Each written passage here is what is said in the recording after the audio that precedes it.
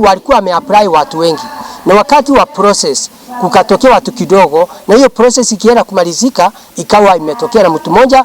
Na katika Kenya tumesikia huyu mtu ametangazwa. Kwa hivyo vile nikwambia watu wa Kenya tumshikilie juu ya ile election ya kuja na pia juu ya election ambaye itakuja 2027.